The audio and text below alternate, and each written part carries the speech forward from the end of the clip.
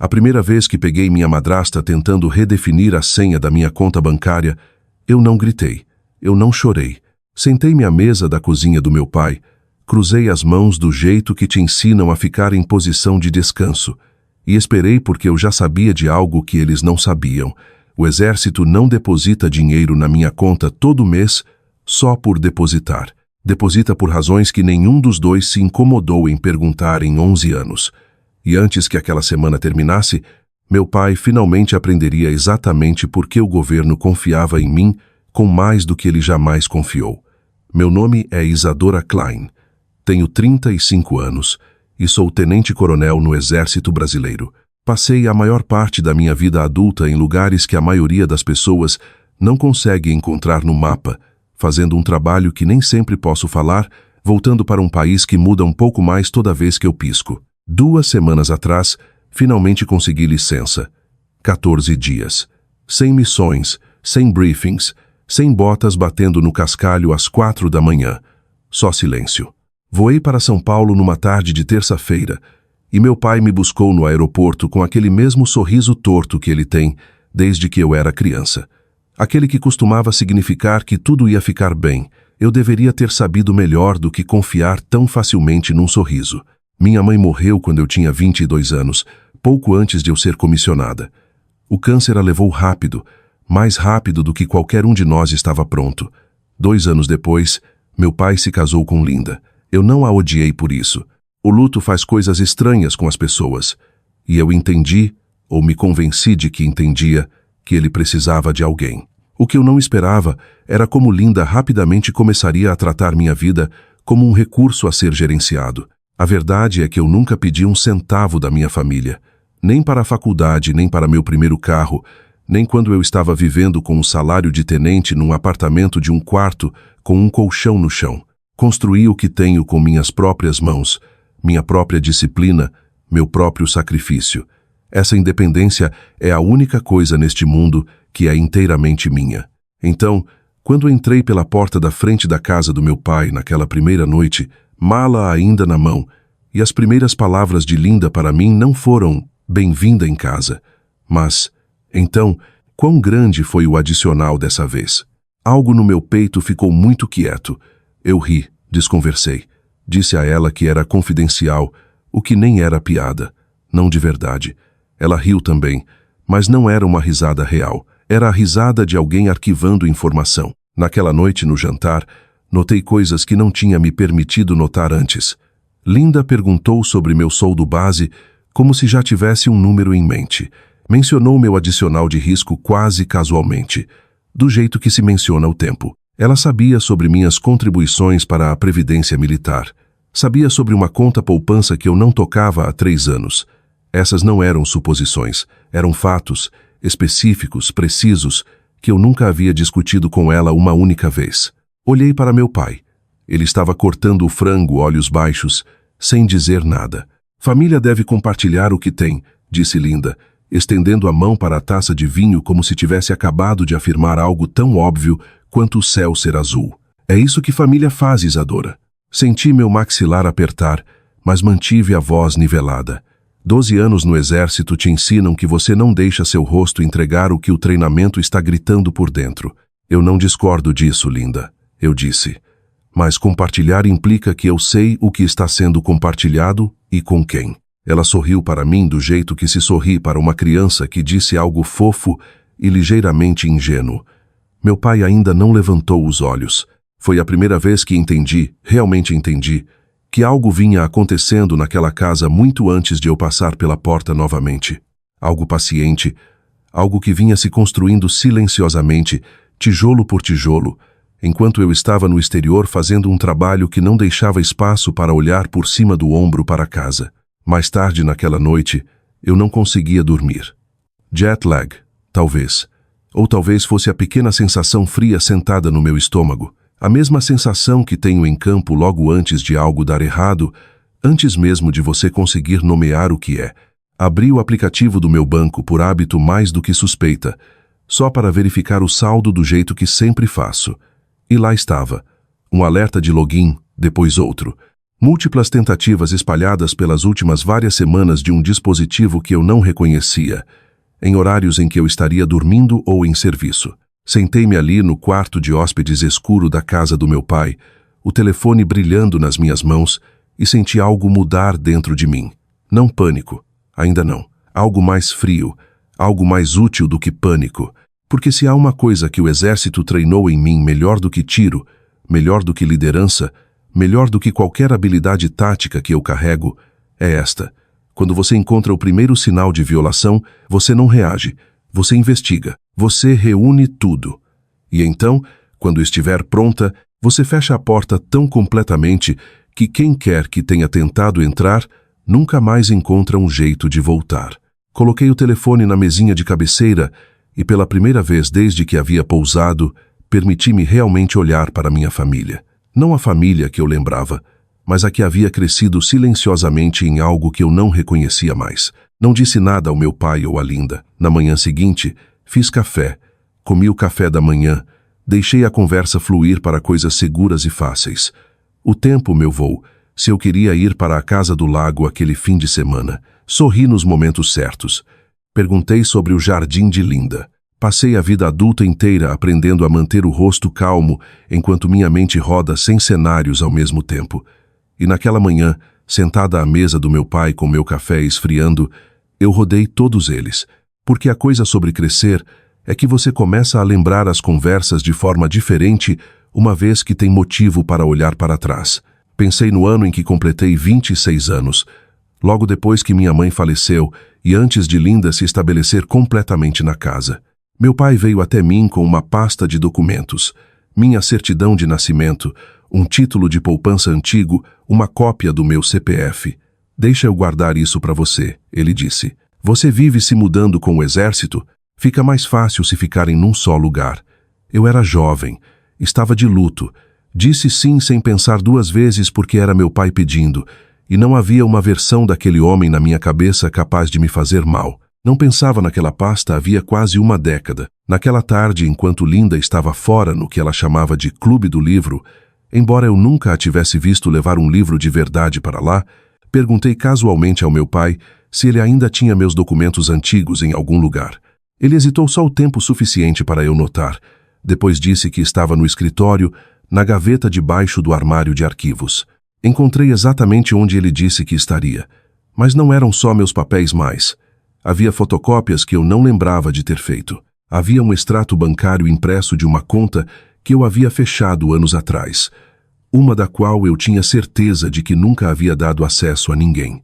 Havia um post-it numa caligrafia que não era do meu pai, com uma sequência de números que me tomou 1 minuto inteiro para reconhecer como parte da minha antiga conta e informações de acesso. Fiquei parada naquele escritório com a pasta nas mãos e senti algo em mim ficar muito quieto, muito focado, do jeito que fica logo antes de eu entrar numa reunião, onde as apostas são mais altas do que qualquer um na sala está disposto a admitir em voz alta. Não confrontei ninguém naquele dia. Aprendi em mais contextos do que consigo contar que confronto sem evidências é só barulho. E barulho dá tempo ao outro lado para limpar tudo antes que você entenda a forma completa do que está lidando. Então, em vez disso, subi para o quarto de hóspedes, abri meu laptop e me pus a trabalhar do jeito que faria em qualquer operação. Mudei todas as senhas, não só as óbvias, minha conta corrente, minha poupança, mas os e-mails de recuperação anexados a elas, as perguntas de segurança, os números de autenticação de 2 fatores. Liguei para a linha de fraudes do meu banco, ficando 40 minutos na espera com os joelhos balançando embaixo da mesa, e pedi que marcassem minha conta para qualquer tentativa futura de acesso, não importasse quão legítima parecesse no papel. Solicitei um histórico completo de logins dos últimos 6 meses. Enquanto esperava na linha, me peguei olhando uma foto antiga na mesinha de cabeceira. Minha mãe e eu, tirada talvez 2 anos antes de ela morrer, nós duas rindo de algo fora do quadro que eu não lembrava mais. Me perguntei, não pela primeira vez naquela semana, o que ela diria se pudesse ver em quem meu pai havia deixado entrar em nossas vidas e o que aquela pessoa vinha fazendo silenciosamente com o que restava da minha. A representante do banco finalmente voltou à linha com informações que confirmavam o que eu já suspeitava no fundo. Houve 3 tentativas nos últimos 2 meses para verificar a identidade na minha conta usando informações pessoais que combinavam com detalhes que só alguém próximo à família saberia. Nome de solteira da minha mãe, endereço da minha infância, nome do meu primeiro animal de estimação. Nenhuma das tentativas havia sido bem-sucedida. Minhas configurações de segurança, colocadas anos atrás por hábito, mais do que medo, haviam resistido. Mas alguém havia tentado várias vezes e não havia parado de tentar. Naquela noite, no jantar, Linda trouxe o assunto do carro dela novamente. O que ela vinha falando desde que eu cheguei, um modelo mais novo que tinha visto numa concessionária no centro. Mencionou do jeito que as pessoas mencionam coisas que já decidiram que vão acontecer, só esperando o momento certo para oficializar. Realmente ajudaria a gente, disse ela, cortando um pedaço de assado com mais foco do que o assunto exigia. A caminhonete do seu pai está ficando velha também. E com o saldo do cartão de crédito onde está agora, honestamente, a gente poderia usar um pouco de respiro. Ela olhou para mim quando disse isso. Não para o meu pai. Para mim. Você não tem filhos para se preocupar, acrescentou quase gentilmente, como se estivesse me fazendo um favor ao apontar isso. Não é como se o dinheiro estivesse indo para algo importante. Eu sorri. Não foi um sorriso caloroso, e eu não tentei fazer com que fosse. Essa é uma forma interessante de pensar sobre a minha vida, Linda, eu disse. Meu pai riu nervosamente do jeito que faz quando quer que uma conversa passe por algo desconfortável sem realmente abordar. Linda não riu.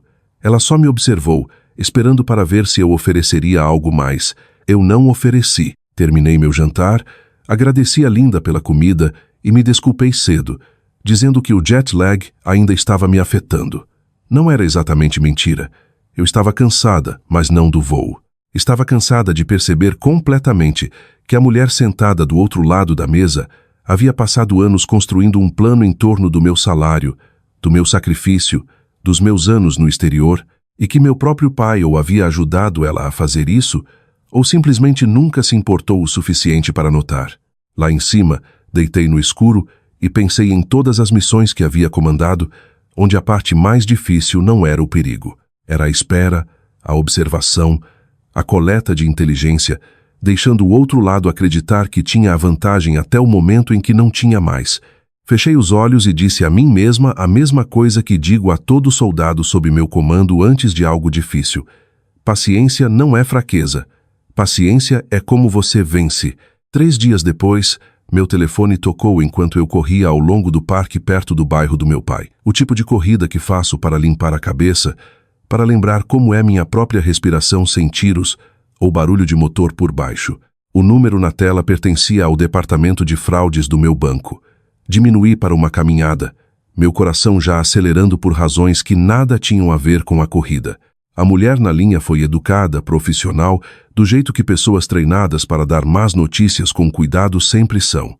Ela me disse que havia outra tentativa de acessar minha conta naquela manhã, dessa vez uma ligação direta para o atendimento ao cliente. Alguém se passando por mim pedindo para redefinir minhas credenciais de internet banking e adicionar um usuário secundário à conta. As perguntas de segurança que haviam respondido corretamente eram inquietantes de tão precisas, mas a etapa final de verificação a que eu havia adicionado semanas atrás depois das primeiras suspeitas era um código enviado só para meu dispositivo pessoal. Quem havia ligado não tinha. O pedido falhou, mas eles tinham uma gravação da ligação, e quando a representante ofereceu enviar por e-mail para mim, eu disse sim. Imediatamente. Minhas pernas ainda se movendo em piloto automático, enquanto minha mente ia para um lugar muito quieto e muito frio. Ouvi aquela gravação parada na entrada da garagem do meu pai, o suor esfriando na pele, óculos escuros escondendo meus olhos de quem pudesse estar observando de uma janela.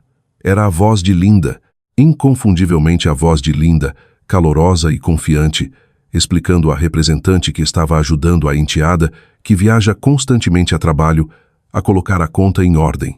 Entrei naquela casa em menos de 10 minutos. Linda estava na cozinha limpando a bancada, e quando levantou os olhos e viu meu rosto, algo piscou no dela também.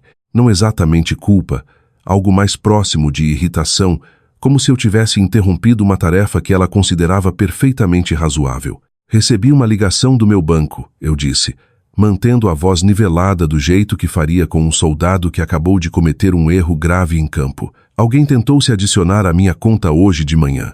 Linda colocou o pano de prato na bancada com precisão excessiva. Eu só estava tentando ajudar, disse ela. Você fica tanto tempo fora, Isadora. Alguém precisa ficar de olho nas coisas enquanto você está no exterior.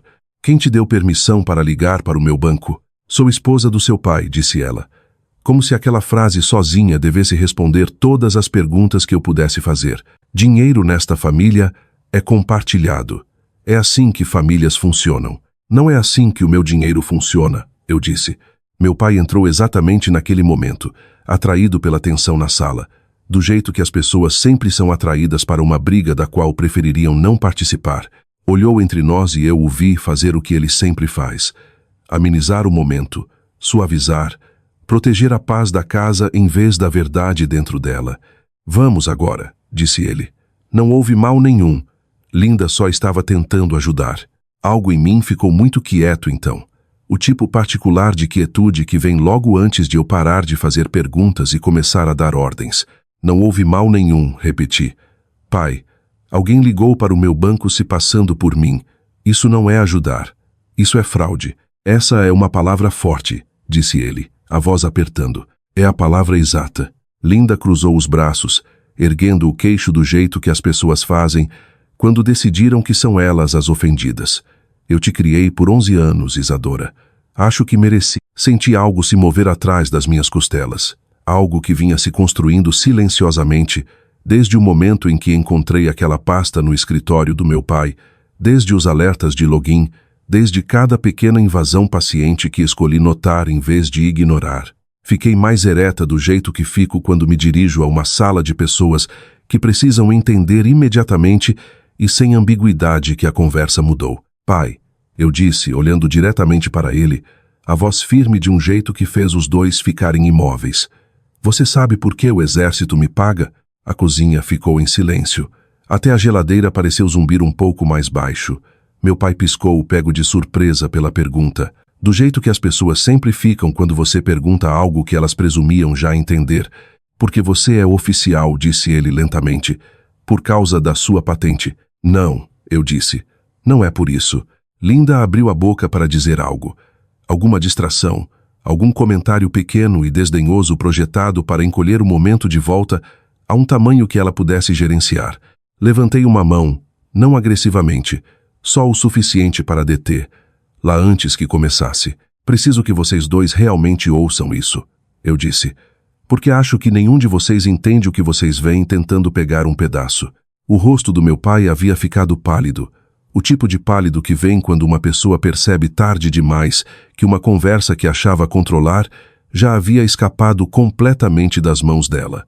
Respirei fundo, o tipo de respiração que tomo antes de entrar numa sala onde o resultado importa mais do que meu próprio conforto, e comecei. Não levantei a voz. Nunca precisei levantar a voz para fazer as pessoas entenderem que uma linha foi cruzada. Volume é o que as pessoas alcançam quando não confiam nas próprias palavras para carregar peso. Eu confio nas minhas. O exército não me paga porque sou sua filha, eu disse, olhando para meu pai, a voz uniforme e sem pressa. Não me paga por causa de um sobrenome ou porque alguém nesta família decidiu que eu devia algo a eles. Me paga porque eu ganhei cada real disso em lugares que nenhum de vocês jamais terá que pensar. Meu pai abriu a boca, mas nada saiu. Os braços de Linda ainda estavam cruzados, mas sua postura havia mudado ligeiramente, a confiança nos ombros afinando um pouco. Querem saber o que esse dinheiro representa? Perguntei, e não esperei resposta, porque isso não era realmente uma pergunta. Representa 4 missões. Representa aniversários que perdi meus e de outras pessoas. Representa manhãs de Natal passadas numa barraca em vez de numa mesa, ouvindo a voz da minha mãe por uma conexão ruim de satélite, porque aquela era a única versão de casa que eu podia ter aquele ano. Parei, deixando aquilo assentar, observando os olhos do meu pai pela primeira vez realmente se concentrarem em mim. Não na versão de mim que ele havia construído na cabeça, a filha que voltava 2 vezes por ano com uma mochila e um salário, mas na pessoa parada na frente dele agora. Representa amigos, continuei, e minha voz falhou ligeiramente nessa palavra, porque algumas coisas não ficam mais fáceis de dizer, não importa quantas vezes você tenha que dizer. pessoas com quem treinei, pessoas que liderei, pessoas que não voltaram para casa. Escrevi cartas para pais que enterraram filhos de 23 anos. Fiquei em posição de sentido enquanto uma bandeira era dobrada num triângulo e entregue a uma mãe que não conseguia parar de tremer. É isso que esse dinheiro é. Não é sorte, não é um adicional por comparecer. É o peso de tudo que carreguei para que pessoas neste país possam viver vidas onde nunca precisam pensar em nada disso. A cozinha estava tão quieta que eu conseguia ouvir o relógio acima do fogão tiquetaqueando. Virei-me para Linda. Então, quando você liga para o banco dizendo que está me ajudando a gerenciar minha conta, eu disse: entenda o que você realmente está fazendo.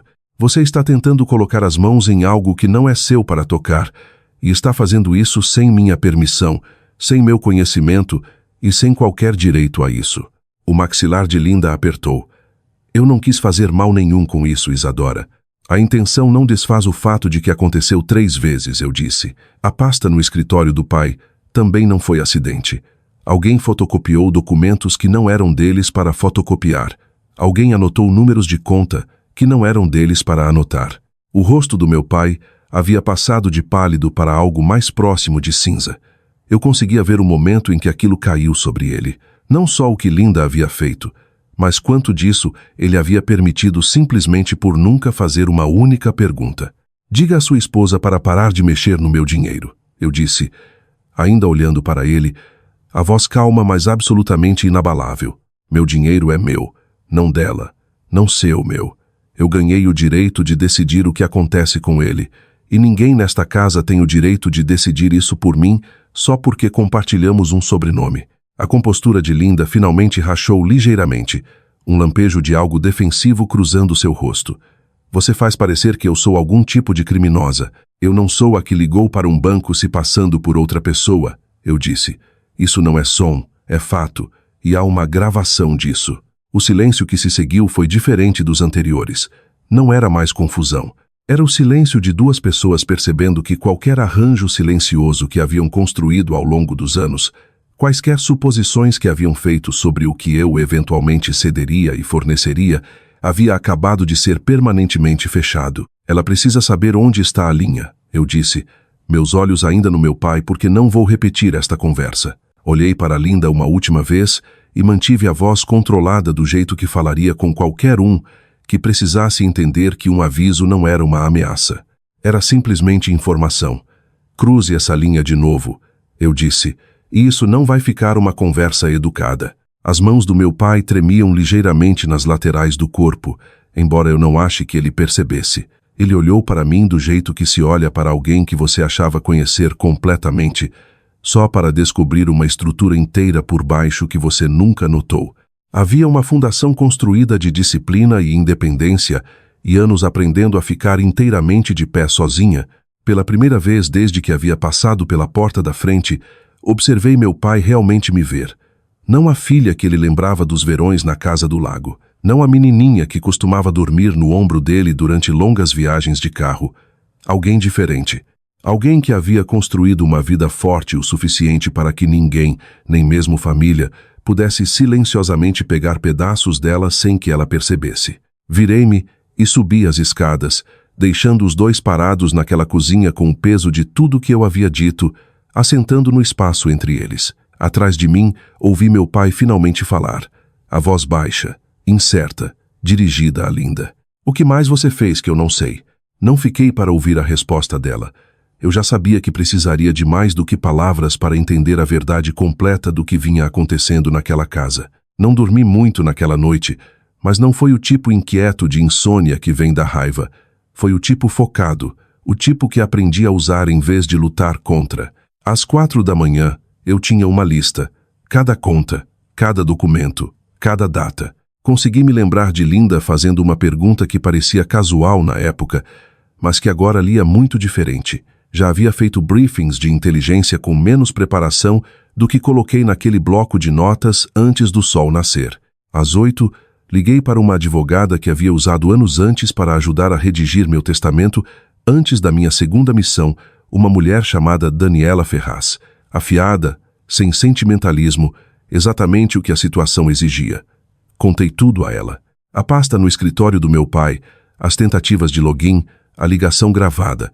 Ela ficou quieta por um momento do outro lado da linha, e então disse algo que guardei desde então. Isadora, isso não é um mal-entendido entre membros da família. Isso é um padrão, e padrões não acontecem por acidente. Ela me pediu para enviar cópias de tudo que eu tinha, e em 2 dias, o escritório dela havia montado um quadro mais completo do que acho que até eu estava preparada. Descobriu-se que a pasta era só o começo. Nos últimos vários anos, Linda havia aberto pelo menos 2 correspondências endereçadas a mim que haviam sido entregues por engano na casa do meu pai, correspondência bancária. Eu nunca vi extratos que presumi simplesmente terem se perdido na confusão de mudar de endereço com tanta frequência. Numa ocasião anos antes, ela havia enviado um formulário para atualizar preferências de correspondência numa conta antiga minha, adicionando o próprio e-mail como contato secundário. Não havia funcionado completamente, mas havia deixado uma pegada digital que o escritório da advogada conseguiu rastrear. Havia também uma apólice de seguro de vida que eu havia feito aos 26 anos, antes de entender completamente quanta papelada um militar acumula sem querer. Numa revisão anos atrás, alguém havia tentado listar um beneficiário adicional. A tentativa havia sido rejeitada pela seguradora por falta de autorização adequada, mas o pedido em si ainda estava nos arquivos, datado, com carimbo de tempo, inegável. Nada disso havia sido bem sucedido. Nem o banco, nem a correspondência, nem o formulário de seguro. Mas o sucesso nunca foi realmente o ponto. O ponto era o padrão. Anos de tentativas silenciosas e pacientes de se inserir na arquitetura financeira de uma vida a qual ela não tinha qualquer direito legal. Sentei-me no escritório de Daniela com os documentos espalhados pela mesa, e por um momento permiti-me sentir algo diferente de disciplina. Senti cansaço, não por falta de sono, mas pelo esgotamento particular de perceber que a pessoa supostamente cuidando do seu pai, compartilhando a casa dele, sentada à sua frente nos jantares de feriado, havia passado anos tratando seu futuro como uma herança a ser silenciosamente gerenciada, antes mesmo de você estar disposta a admitir que existia. Confrontei Linda naquela noite, meu pai presente, os documentos dispostos na mesma mesa da cozinha, onde ela uma vez me perguntou o quão grande era meu adicional. Ela olhou para os papéis por um longo momento antes de falar, e quando finalmente falou, sua voz havia perdido a confiança que carregava durante nossa primeira conversa. Eu só pensei, disse ela lentamente, que eventualmente tudo seria compartilhado. É assim que funciona nas famílias. Isadora, o que é seu se torna nosso com o tempo. Eu não estava tentando roubar de você. Você não precisa ter a intenção de roubar algo para ainda estar alcançando sem permissão, eu disse. Ela olhou para meu pai, talvez esperando que ele amenizasse o momento do jeito que sempre havia feito antes, mas ele não disse nada. Sentou-se muito imóvel, olhando para o formulário de seguro com a assinatura da própria filha, falsificada numa tentativa num lugar onde nunca deveria estar. E eu observei algo nele se quebrar silenciosamente, privadamente, de um jeito que acho que ele não esperava na frente de nenhum de nós. Não, eu disse antes que Linda pudesse tentar novamente. É exatamente por isso que você nunca terá acesso, nem agora, nem depois, nem quando o pai não estiver mais aqui, nem quando eu não estiver mais aqui. Isso termina aqui. Tive o escritório de Daniela finalizar tudo na semana seguinte. Cada conta reestruturada, cada documento reemitido sob nova autorização, cada possível ponto de acesso permanentemente fechado. Atualizei meu testamento. Removi qualquer papelada remanescente que conectasse minhas finanças ao endereço do meu pai. Construí, peça por peça, um muro que nenhuma quantidade de paciência ou persistência jamais atravessaria novamente. Linda não discutiu a decisão final. Acho que àquela altura ela entendia que não havia mais nada para discutir. O que me surpreendeu mais foi o silêncio do meu pai. Não era o mesmo silêncio de antes, o que evitava conflito, mas um tipo diferente. O silêncio de alguém finalmente fazendo as contas de 11 anos de pequenos compromissos silenciosos e não gostando da soma a que chegou naquela noite. Enquanto eu guardava a pasta de documentos antigos para levar comigo, meu pai bateu suavemente na porta do quarto de hóspedes. Não entrou, só ficou no corredor parecendo mais velho do que eu lembrava dele, parecendo apenas uma semana antes. Eu não sabia, disse ele. Juro para você, Isadora. Eu não sabia até onde ia. Olhei para ele por um longo momento. Pensei na minha mãe, no homem que ele costumava ser antes que o luto o tornasse mais fácil de liderar do que eu jamais pensei que ele pudesse se tornar. Acredito que você não soubesse de tudo, eu disse baixinho, mas você sabia o suficiente para fazer perguntas que nunca fez. Ele não tinha resposta para aquilo. E pela primeira vez em mais tempo do que eu conseguia lembrar, eu também não esperava uma. Por 3 dias depois daquela conversa, meu pai mal falou no jantar. Notei ele observando Linda de forma diferente, não exatamente com suspeita, mas com a atenção cuidadosa de um homem relendo algo que achava já ter entendido completamente, procurando as partes que havia pulado da primeira vez. No 4º dia, ele pediu para usar meu laptop por 1 hora. Não perguntei por quê. Já suspeitava o que ele estava procurando e não ia ficar no caminho dele encontrar por si mesmo. Ele veio ao meu quarto naquela noite com o próprio laptop aberto, os óculos de leitura empurrados para a testa, o rosto carregando uma expressão que eu não via nele desde o funeral da minha mãe. O olhar de um homem forçado a confrontar algo que teria dado quase tudo para continuar acreditando que não era verdade.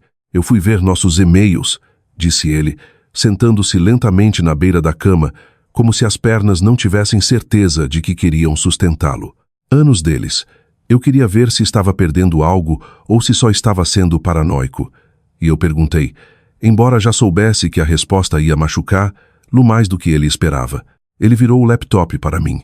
Havia e-mails de quase 6 anos atrás. Linda escrevendo para a irmã, para uma amiga antiga do clube do livro, até uma vez para um consultor financeiro que aparentemente havia consultado sem o conhecimento do meu pai.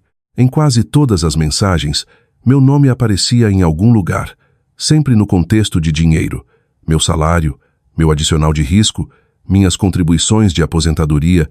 Num e-mail datado de quase 4 anos atrás, ela havia escrito uma linha que meu pai leu em voz alta, numa voz que tremia ligeiramente nas bordas. Eventualmente, ela vai nos ajudar a nos aposentar. Ela não tem filhos. Não tem mais ninguém para gastar com isso. Não é egoísmo planejar isso. Não disse nada. Deixei as palavras ficarem no quarto. Deixei que fizessem o trabalho que eu não precisava fazer eu mesma. Meu pai fechou o laptop gentilmente como se de repente tivesse se tornado algo frágil. Eu pensei que ela te amava, disse ele. Eu realmente acreditei nisso. Talvez ela amasse do jeito dela, eu disse, mas amar alguém e ver a pessoa como um recurso não são a mesma coisa, pai. Você pode fazer as duas ao mesmo tempo. As pessoas fazem isso com mais frequência do que você pensa. Ele ficou quieto por um longo momento, olhando para as mãos. Eu fico pensando na sua mãe, disse ele finalmente. Ela nunca te pediu nada, nem quando as coisas estavam apertadas, nem quando o telhado precisava ser trocado, e estávamos vivendo de salário em salário aqueles últimos 2 anos, antes de ela ficar doente. Ela costumava dizer, vocês dois construíram um ao outro, não em cima um do outro. Senti algo apertar no peito com aquilo. Uma dor que não deixo me sentar muito porque dor e disciplina não se misturam bem em campo. E passei tanto tempo treinando para não sentir coisas em momentos inconvenientes que às vezes esqueço como deixar que elas cheguem. Ela teria odiado isso, eu disse baixinho. Não por causa do dinheiro, mas pelo que diz sobre como as pessoas conseguem se convencer facilmente de que tomar é a mesma coisa que cuidar. Meu pai assentiu lentamente, e pela primeira vez vi algo no rosto dele que parecia quase vergonha. Não performática, não o tipo que as pessoas vestem para fazer uma conversa passar mais rápido, mas vergonha real e quieta. O tipo que fica com uma pessoa muito depois de um momento que a causou ter passado. Eu deveria ter feito mais perguntas, disse ele. Toda vez que ela trazia suas finanças, alguma parte de mim sabia que não estava certo. Mas era mais fácil deixar passar. Era mais fácil do que admitir que minha esposa poderia estar fazendo algo que eu não conseguia defender. É essa parte que preciso que você entenda, eu disse, e mantive a voz gentil porque conseguia ver quanto essa admissão estava custando a ele. Mesmo que gentileza não fosse algo que eu devesse a ele ainda. Mesmo que não fosse realmente sobre o dinheiro, pai. Era sobre você escolher o conforto em vez de me proteger. Toda vez que você dizia, não houve mal nenhum, você estava escolhendo a paz na sua casa em vez da verdade na sua frente. Ele não discutiu aquilo. Simplesmente sentou-se ali absorvendo do jeito que soldados absorvem notícias que sabem ser verdadeiras, mas desejam desesperadamente que não fossem. Antes de sair do quarto naquela noite, Ele se virou na porta. O que você quer que eu faça? Perguntou. Me diga e eu faço. Eu não preciso que você faça nada por mim, eu disse. Eu já me protegi. O que preciso é que você decida que tipo de casamento você está disposto a viver agora, que sabe o que realmente vem acontecendo nele. Ele assentiu uma vez, e eu o observei caminhar pelo corredor em direção ao quarto que compartilhava com Linda, os ombros carregando um peso que acho que ele não havia se permitido sentir em anos. 2 dias depois, ele veio me encontrar novamente, dessa vez com algo diferente nas mãos. Uma pequena pasta de couro que reconheci imediatamente. A pasta da minha mãe, aquela com a caligrafia dela ainda visível na aba, aquela que eu não via desde o ano em que ela morreu. Quero que você fique com isso, disse ele, colocando-a gentilmente nas minhas mãos. Eu deveria ter te dado há muito tempo. Acho que estava segurando porque era mais fácil do que deixá-la ir completamente, mas agora pertence a você, não trancada numa gaveta onde alguém mais poderia colocar as mãos. Abri a pasta mais tarde naquela noite sozinha e encontrei fotografias que não via. Havia mais de uma década. Uma carta manuscrita que minha mãe havia deixado para mim, que eu nunca havia tido força para ler antes, e um pequeno bilhete só para mim numa caligrafia que eu reconheceria em qualquer lugar do mundo. Proteja o que você constrói, Isadora. Não porque as pessoas não merecem gentileza, mas porque gentileza sem limites é como pessoas boas são aproveitadas por pessoas que chamam isso de amor. Sentei-me ali por um longo tempo depois de ler, a carta tremendo ligeiramente nas minhas mãos, entendendo pela primeira vez que algumas lições não vêm de manuais de treinamento ou cursos de liderança. Algumas vêm das pessoas que te amam o suficiente para te avisar muito antes de você precisar do aviso. Minha última manhã na casa do meu pai chegou mais quieta do que eu esperava.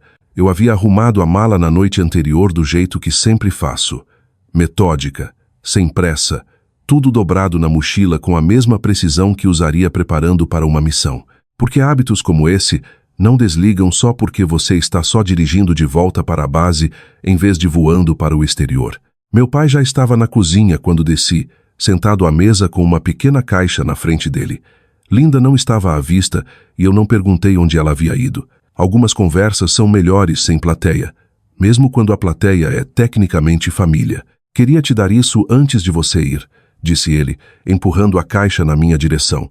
Dentro estavam os últimos documentos que eu nunca havia recuperado completamente.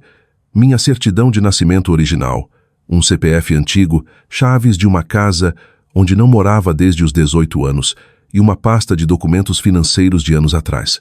Tudo que Linda algum dia havia tocado agora devolvido por completo. Eu revisei tudo, disse ele. Tudo.